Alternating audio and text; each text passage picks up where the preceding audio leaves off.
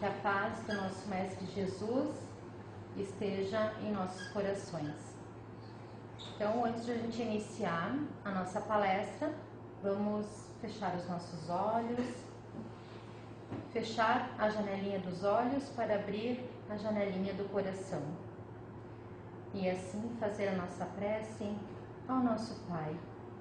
Esse Pai maravilhoso e bondoso, que criou a todas as coisas e que criou também a nós.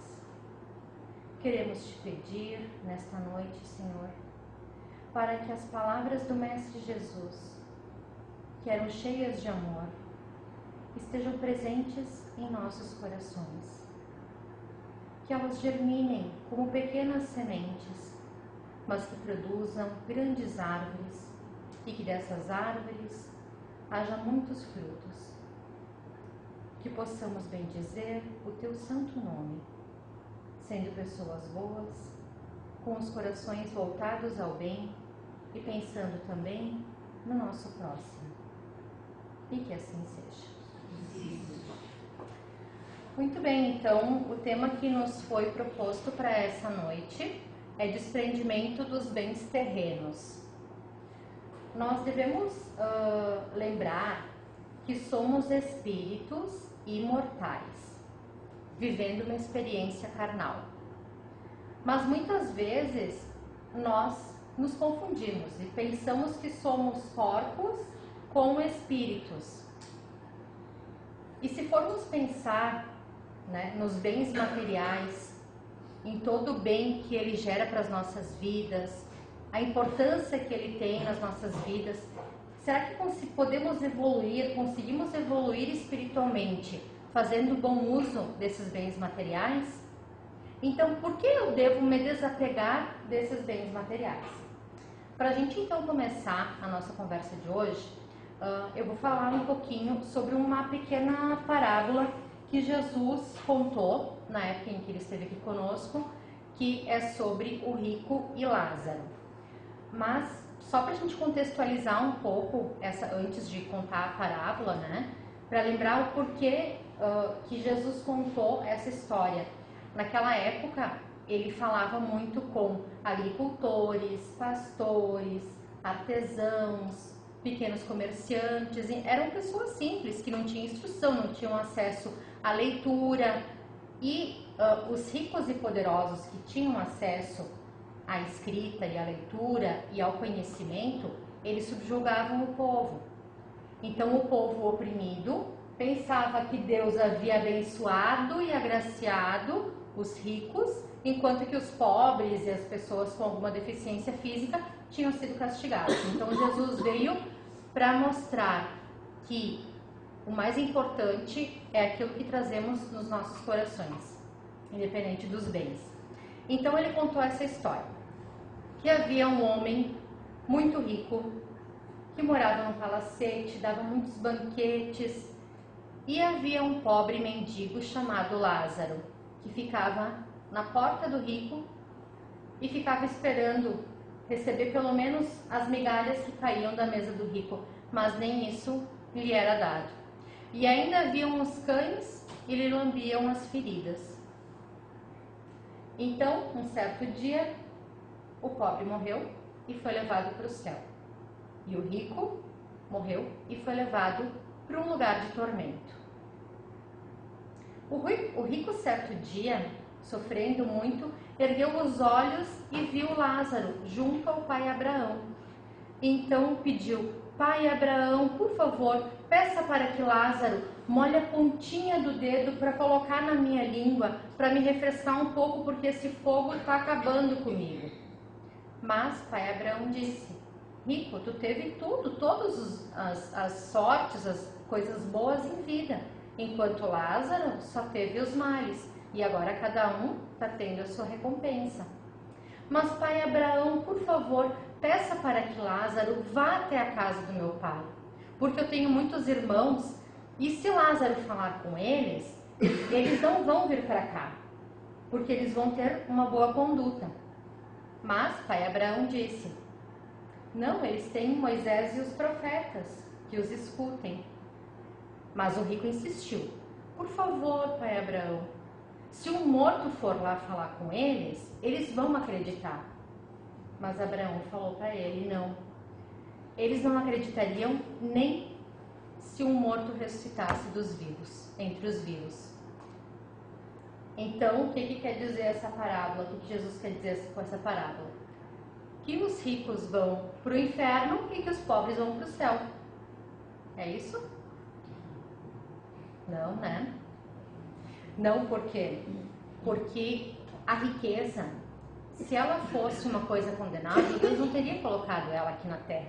É necessário, a gente precisa do dinheiro, né, das riquezas, para os avanços tecnológicos, para a ciência, quantas doenças foram erradicadas, quantas medicações, né, em poucas décadas, quantas coisas que nós tivemos de progresso na ciência, quantas vidas foram salvas, quantas escolas, quantos templos religiosos, progresso na indústria, né? Quantas coisas boas que o dinheiro traz. Então o dinheiro não é condenável.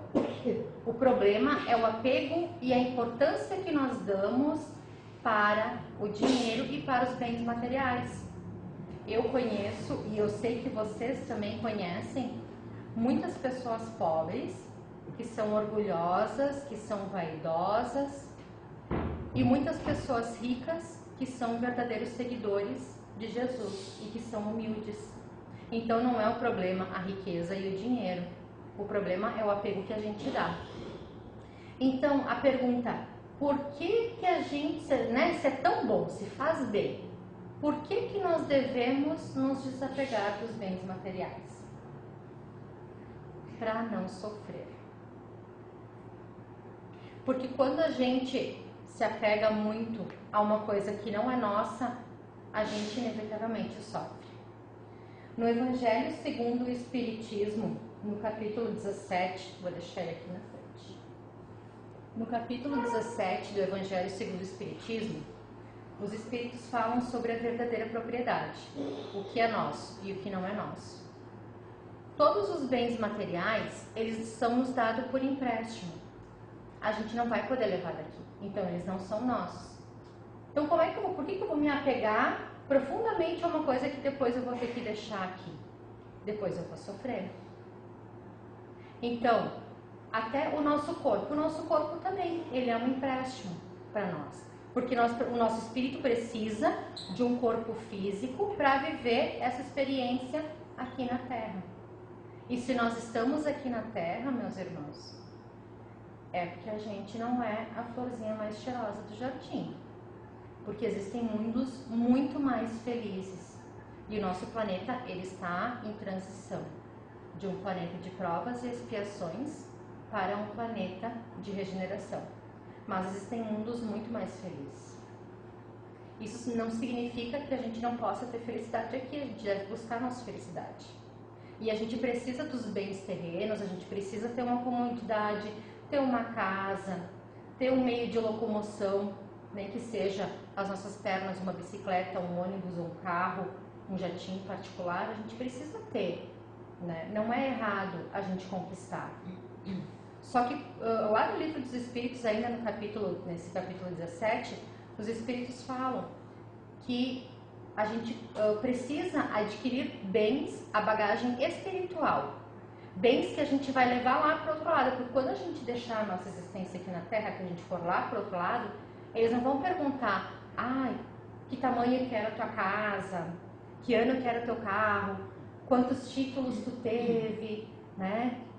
Que poder que tu tinha, em quantas pessoas tu comandava. Não, eles não vão perguntar isso.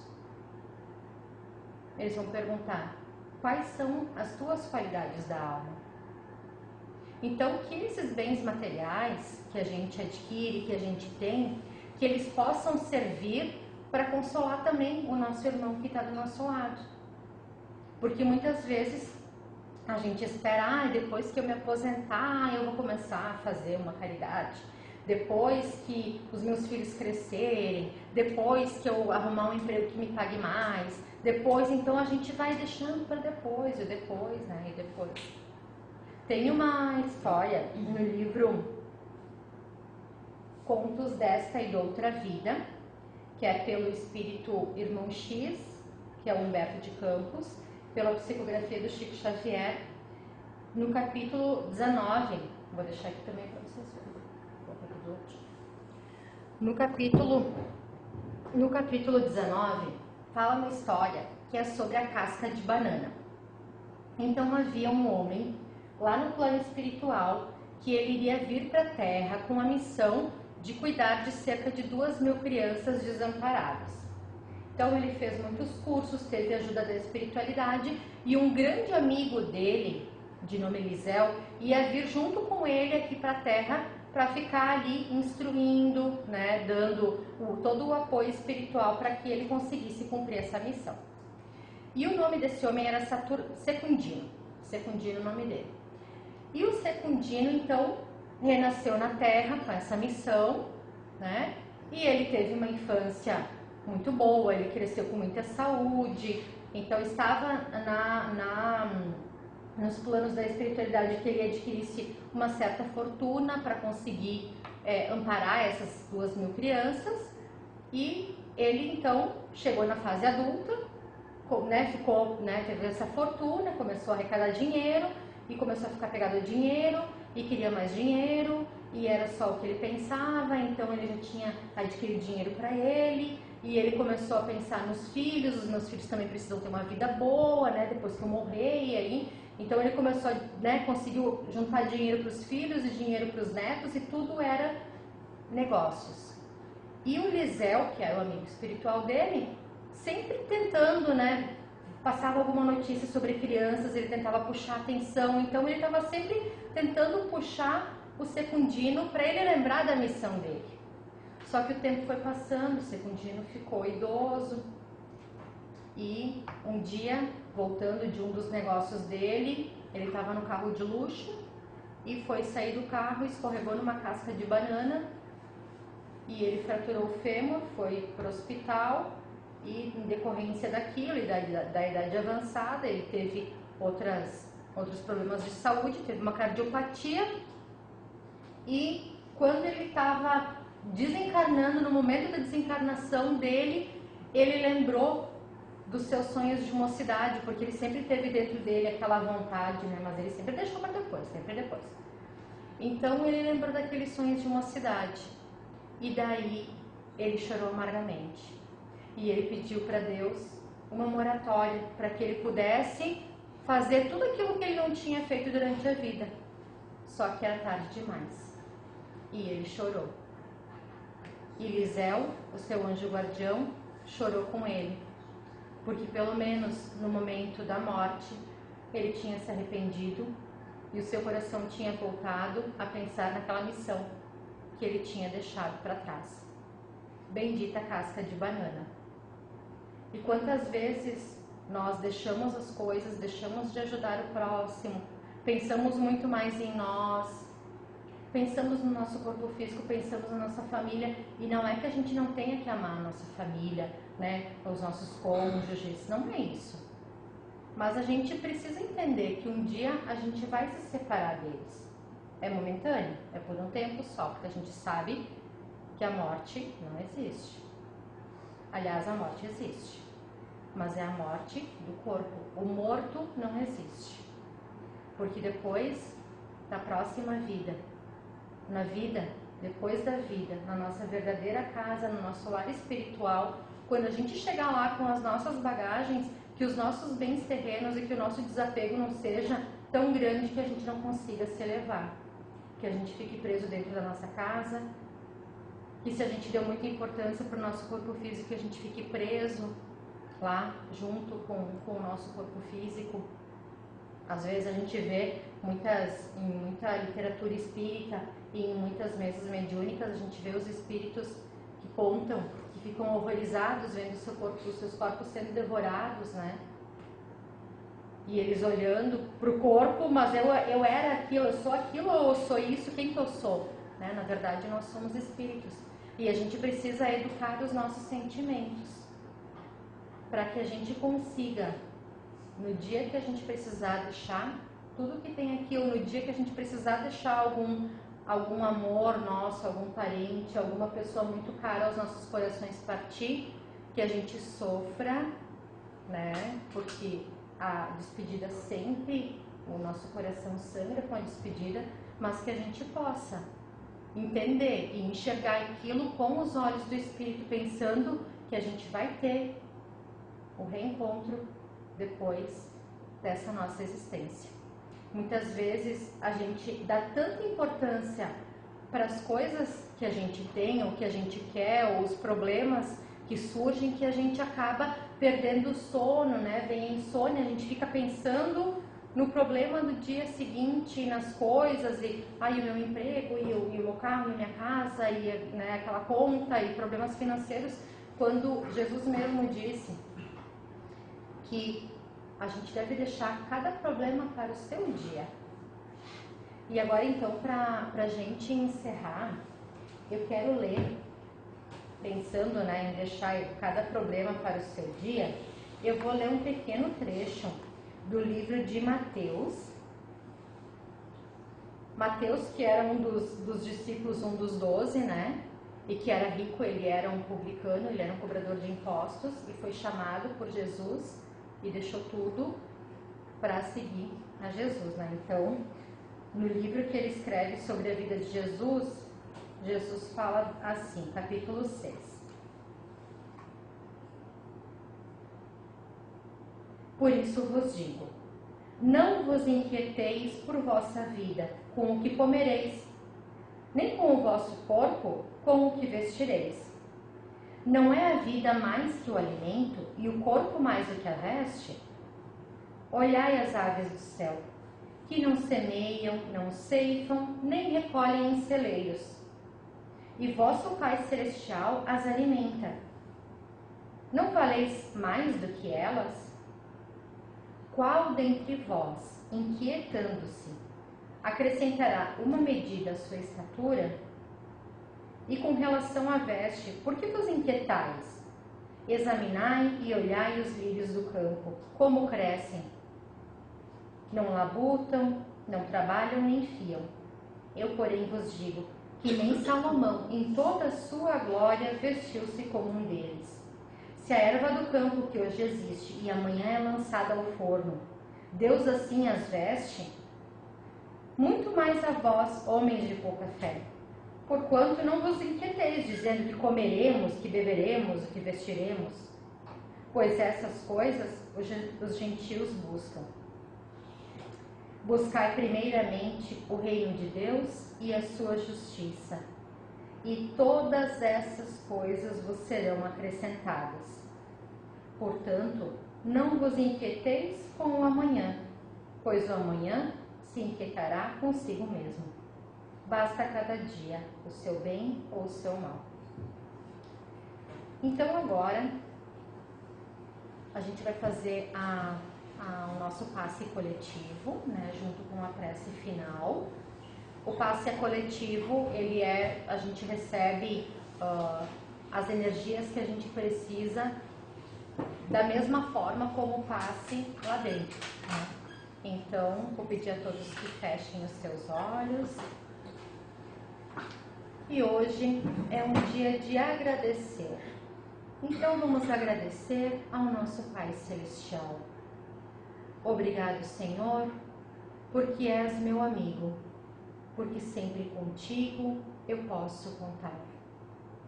No perfume das flores, na harmonia das cores, e no sol que murmura o teu nome a rezar. Escondido estás no verde das florestas, nas tardes em festa e no sol a brilhar. Na sombra que abriga, na brisa amiga, na fonte que corre, ligeira a rezar. Te agradeço ainda, porque na alegria ou na dor cada dia eu posso cantar.